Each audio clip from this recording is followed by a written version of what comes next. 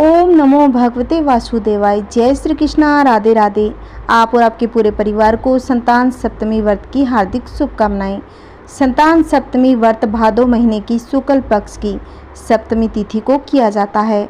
यह व्रत संतान की प्राप्ति, उसकी कुशलता और उन्नति के लिए किया जाता है। इस दिन भगवान शिव और माता पार्वती की विधि विधान से पूजा की जाती है। इस दिन माता पिता दोनों या फिर दोनों में से कोई एक व्यक्ति संतान सप्तमी का व्रत रखकर पूजन कर सकता है। संतान सप्तमी व्रत के दिन सुबह जल्दी उठकर स्नान आदि करके स्वस्थ कपड़े पहने, फिर भगवान शिव और माँ गौरी के समक्ष प्रणाम कर व्रत का संकल्प लेना चाहिए। अब अपने व्रत की शुरुआत करें और निराहार रहते हुए शुद्धता के साथ पूजन का प्रसाद तैयार कर लें। पूजा करते समय सूती का डोरा या चांदी की संतान सप्तमी की चूड़ी हाथ में पहननी चाहिए। पूजन के बाद धूप दीप नैवेद्य अर्पित कर संतान सप्तमी की कथा पढ़े या फिर सुने। आइए भक्तों, पूरी श्रद्धा प्रसन्नचित्त मन से संतान सप्तमी व्रत की कथा सुनते हैं। एक दिन महाराज युधिष्ठिर ने भगवान श्री कृष्ण से कहा, हे प्रभु, कोई ऐसा उत्तम व्रत बतलाइए जिसके प्रभाव से मनुष्य के सांसारिक कलेश दूर होकर वे धनवान पुत्रवान हो जाएं। यह सुनकर भगवान श्री कृष्ण कहने लगे, हे युधिष्ठिर, तुमने बड़ा उत्तम प्रश्न किया है। मैं तुमको एक पौराणिक इतिहास सुनाता हूँ, ध्यान पूर्वक होकर सुनना।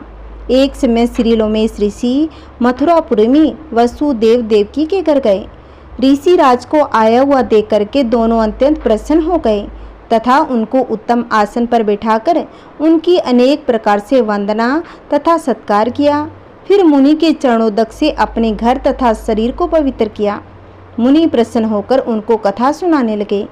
कथा के कहते कहते लोमश ऋषि ने कहा कि हे देवकी, दुष्ट दुराचारी कंस ने तुम्हारे कई पुत्र मार डाले हैं, जिसके कारण तुम्हारा मन अत्यंत दुखी रहता है। इसी प्रकार राजा नहुष की पत्नी चंद्रमुखी भी दुखी रहा करती थी, किंतु उसने संतान सप्तमी का व्रत विधि विधान सहित किया, जिसके प्रताप से उसको संतान का सुख प्राप्त हुआ। यह सुनकर देवकी ने हाथ जोड़कर मुनि से कहा, हे ऋषिराज, कृपा करके रानी चंद्रमुखी का संपूर्ण वृत्तांत तथा इस व्रत का विधान विस्तार सहित मुझे बताइए, जिससे मैं भी इस दुख से छुटकारा पाऊं। लोमेश ऋषि ने कहा कि हे देवकी, अयोध्या के राजा नहुष थे, उनकी पत्नी चंद्रमुखी अत्यंत सुंदर थी।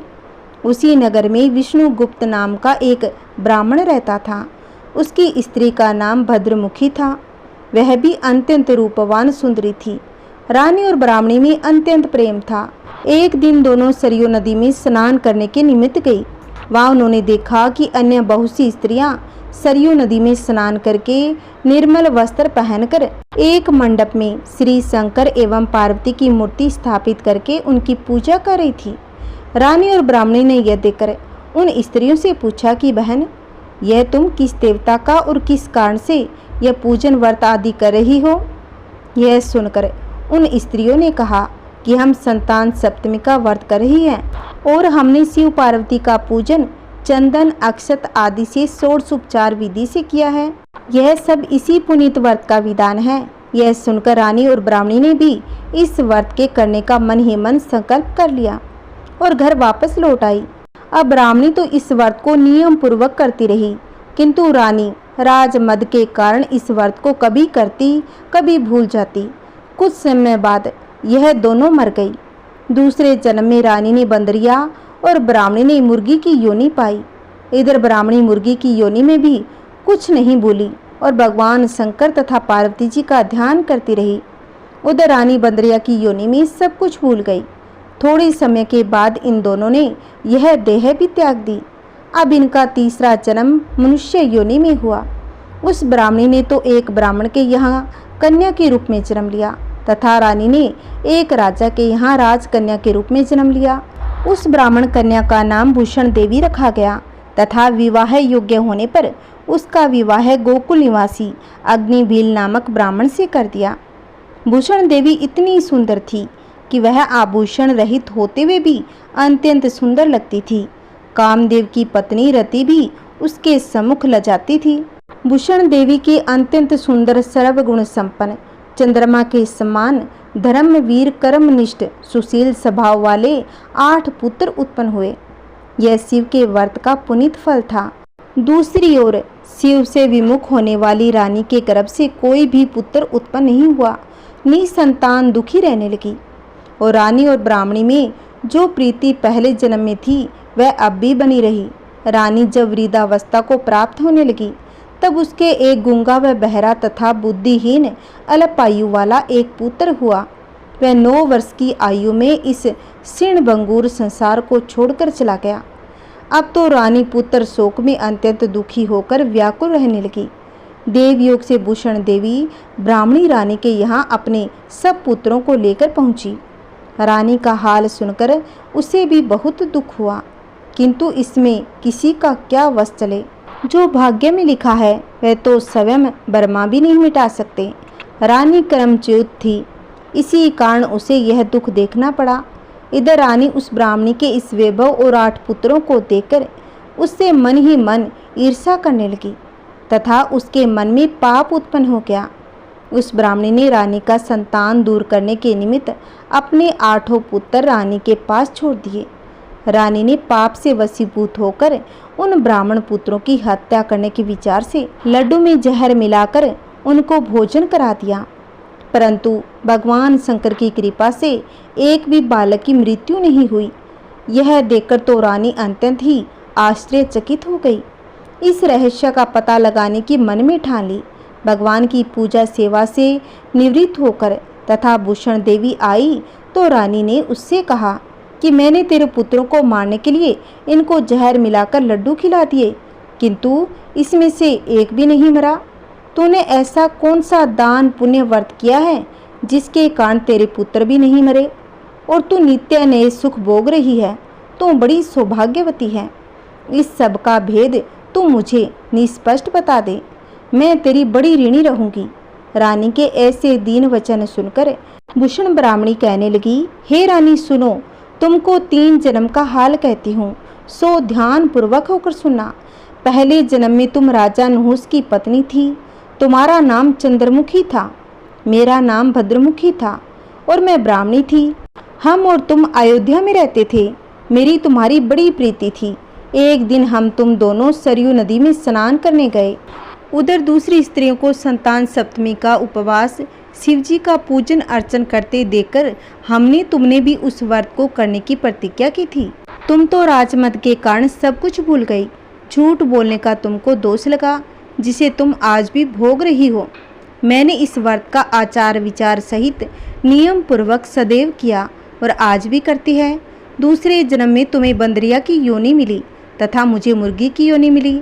भगवान शंकर की कृपा से इस व्रत के प्रभाव तथा भगवान का नाम को इस जन्म में भी नहीं भूली और निरंतर उस व्रत को नियम पूर्वक करती रही। तुम अपने इस संकल्प को इस जन्म में भी भूल गई।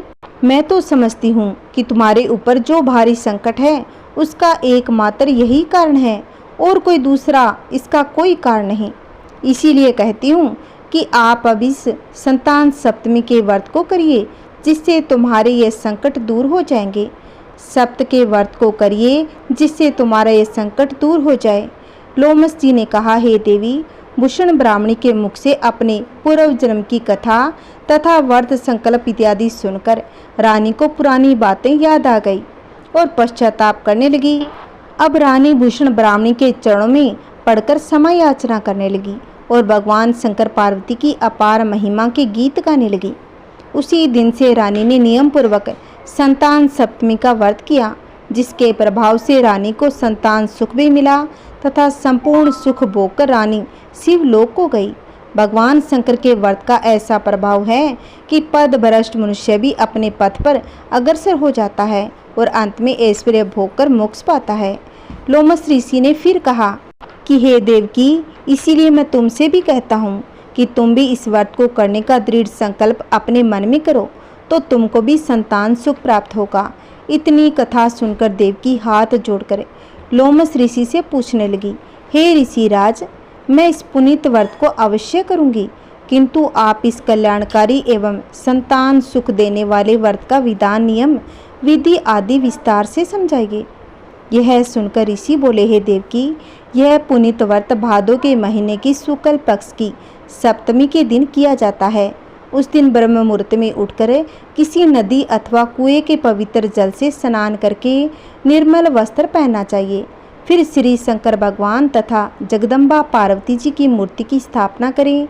इन प्रतिमाओं के सम्मुख सोने चांदी के तारों का अथवा रेशम का एक गंडा बनावें। उस गंडे में 7 गांठें लगानी चाहिए और इस गंडे की धूप दीप अष्टगंध से पूजा करके अपने हाथ में बांधे और भगवान शंकर से अपनी कामना सफल होने की शुद्ध भाव से प्रार्थना करें।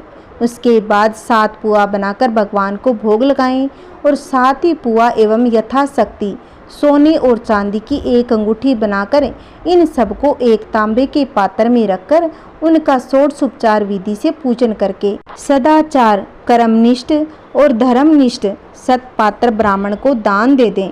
उसके बाद 7 पुआ स्वयं प्रसाद में ग्रहण करें। इस प्रकार इस व्रत का पारायण करना चाहिए। प्रति मास की शुक्ल पक्ष की सप्तमी के दिन हे देवकी, इस व्रत को इस प्रकार नियम पूर्वक करने से समस्त पाप नष्ट होते हैं और भाग्यशाली संतान उत्पन्न होती है तथा अंत में शिवलोक की प्राप्ति होती है। हे देवकी, मैंने तुमको संतान सप्तमी का व्रत संपूर्ण विधान विस्तार सहित वर्णन कर दिया है। उनको अब तुम नियम पूर्वक करो, जिससे तुमको उत्तम संतान प्राप्ति होगी। इतनी कथा कहकर भगवान आनंद कंद श्री कृष्ण ने धर्म अवतार युधिष्ठिर से कहा कि लोमस जी इस प्रकार हमारी माता को शिक्षा देकर चले गए। ऋषि के कहे अनुसार हमारी माता देवकी ने इस व्रत को नियम अनुसार किया, जिसके प्रभाव से हम उत्पन्न हुए। यह व्रत विशेष रूप से स्त्रियों को तो कल्याणकारी ही है, परंतु पुरुष को भी समान रूप से कल्याणदायक है। संतान सुख देने वाला, पापों का नाश करने वाला यह उत्तम व्रत है, जिसे स्वयं भी करें तथा दूसरों को भी कराएं। नियम पूर्वक जो इस व्रत को करता है, भगवान शंकर एवं पार्वती को सच्चे मन से आराधना करता है, वह निश्चय ही अमर यश प्राप्त कर लेता है, अंत में शिवलोक को प्राप्त करता है। मनुष्य के सभी पाप कष्ट मिट जाते हैं। बोलिए शिव शंकर भगवान की जय। बोलिए माता पार्वती की जय। ओम नमः शिवाय। हर हर महादेव। आइए भक्तों, संतान सप्तमी व्रत में सुनी जाने वाली एक और पावन कथा सुनते हैं। एक साहूकार था, उसके 7 बेटे थे। जब वह अपने किसी बेटे का विवाह करता था, उसी रात उसका बेटा मर जाता था। इस प्रकार उसके 6 बेटे मर चुके थे। सबसे छोटे बेटे की शादी होनी बाकी थी। एक दिन छोटे बेटे के विवाह की बात चली। साहूकार के छोटे की शादी तय हो गई। रिश्तेदारों को न्योता भेज दिया गया। उस लड़के की बुआ शादी के लिए पीहर आ रही थी, तो रास्ते में उसे एक बुढ़िया मिली जो स्वयं दुबड़ी माता थी। लड़के की बुआ विश्राम के लिए बैठ गई और बुढ़िया के पैर लगी। बुढ़िया बोली, बेटी तुम कहाँ जा रही हो? तब बुआ ने अपने पीहर का सारा हाल कह सुनाया। बुढ़िया बोली, तुम्हारे भाई का बेटा घर से निकलने पर दरवाजे से दबकर मर जाएगा, मगर वहाँ से भी बच गया तो रास्ते में बारात रुकेगी, वहाँ पेड़ के नीचे दबकर मर जाएगा। अगर वह वहाँ से भी बच गया तो ससुराल में दरवाज़ा गिरने पर वहाँ पर दब के मर जाएगा। अगर वह वहाँ भी बच गया तो 7वें फेरे में सांप काट लेगा और वह वहाँ मर जाएगा। यह बात सुनकर लड़के की बुआ कहने लगी, माँ जी, उसके बचने का कोई उपाय है? तब बुढ़िया कहने लगी, उपाय तो है, लेकिन है बहुत कठिन। बुआ ने कहा, आप उपाय बताओ तो सही। तब बुढ़िया ने कहा, तो सुनो। जब उस लड़के की बारात जाए तो बारात पीछे की दीवार फोड़कर निकालना, पेड़ के नीचे बारात मत रोकना, ससुराल में भी पीछे के दरवाजे से बारात निकाल कर ले जाना। जब उस लड़के के फेरे होने लगे, उस समय दरवाजे पर एक कटोरा दूध भर कर रख देना, एक तांत का पासा बनाकर रख देना।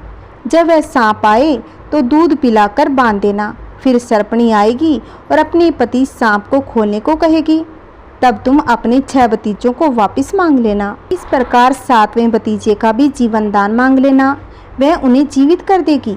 पर ध्यान रहे, यह बात किसी और को मत बताना, नहीं तो सुनने वाले की भी किसी की मृत्यु हो सकती है। यह कहकर वह बुढ़िया जाने लगी। तो बुआ ने पूछा, बुढ़िया, आपका क्या नाम है? तब बुढ़िया ने कहा कि मेरा नाम दुबड़ी है। यह सुनकर बुआ घर आ गई। जब बारात जाने लगी तब वह रास्ता रोककर खड़ी हो गई और कहने लगी कि भतीजे को पीछे का दरवाज़ा बनाकर ले जाओ। बुआ की बात मानकर बारात को पीछे के दरवाजे से निकाला। जैसे लड़के पीछे के दरवाजे से निकाला, उसके घर का आगे का दरवाज़ा गिर पड़ा। तब सभी कहने लगे बुआ ने अच्छा ही किया, नहीं तो अनहोनी हो जाती। जब बारात आगे के लिए जाने लगी तो बुआ ने साथ जाने की जिद की और बारात के साथ साथ चलती। रास्ते में जब बाराती पेड़ के नीचे रुकने लगे तो बुआ ने कहा, दूल्हे को यहाँ मत बैठाओ, दूल्हे को कहीं दूसरी जगह बैठाओ। दूल्हे को दूसरी जगह बैठाया ही था, पेड़ नीचे कर गया। सभी बुआ की प्रशंसा करने लगे। जब बारात ससुराल के दरवाजे पर पहुंची तो वहां भी बुआ ने पीछे के दरवाजे से तोरण मारने को कहा। अब सब ने बुआ की बात मान ली। जैसे ही पीछे के दरवाजे से दूल्हा अंदर गया, वैसे ही आगे का दरवाजा टूटकर नीचे गिर गया। सभी ने एक बार फिर बुआ की प्रशंसा की। फेरे होने लगे। तब उसने एक कटोरा दूध का व तांत का पासा बनाकर रख लिया।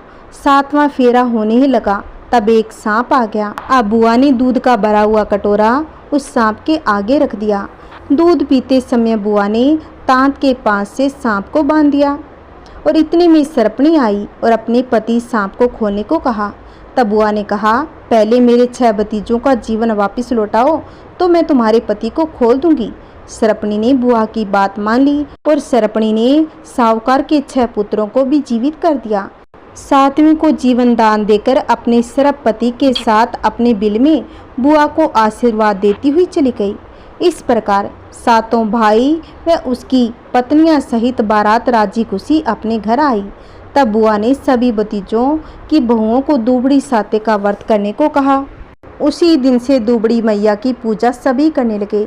हे दुबड़ी माता, जैसे 7 बहुओं के सुहाग की रक्षा की, वैसे सभी के सुहाग की रक्षा करना। कहानी कहते कहानी सुनते हुंकार बरते, सभी के सुहाग की रक्षा करना, सभी के घर में सुख शांति बनाए रखना, सभी को संतान का सुख देना। बोलिए दुबड़ी माता की जय। ओम नमः शिवाय। आइए भक्तों, अब हम सुनेंगे गणेश जी की कहानी। बिना गणेश जी की कहानी सुने व्रत का पूर्ण फल नहीं मिलता, इसीलिए अब हम सुनेंगे भगवान गणेश की कहानी। एक समय की बात है, एक गांव में एक ब्राह्मण दंपति रहते थे जिसके कोई संतान नहीं थी। इस वजह से पति पत्नी दोनों दुखी रहा करते थे। एक बार ब्राह्मण गणेश जी महाराज की पूजा पाठ करने के लिए वन में चला गया। वहाँ वह पूजा के साथ गणेश जी महाराज से एक पुत्र की कामना भी किया करता था। घर पर उसकी पत्नी भी पुत्र प्राप्ति के लिए गणेश महाराज की पूजा पाठ किया करती थी। गणेश जी महाराज को भोग लगाकर अंत में खुद भोजन ग्रहण करती। एक बार कोई व्रत आया जिसके कारण ब्राह्मणी भोजन ना कर सकी और गणेश जी महाराज को भोग भी नहीं लगा सकी। वह अपने मन में ऐसा विचार करके सो गई, अब गणेश जी महाराज को भोग लगाकर ही अन्न जल ग्रहण करूंगी। वह भूखी प्यासी 6 दिन तक पड़ी रही और वह बुधवार के दिन गणेश जी महाराज की पूजा पाठ से पहले ही मुरझा गई। गणेश जी महाराज उसकी सच्ची लगन और निष्ठा को देखकर प्रसन्न हो गए।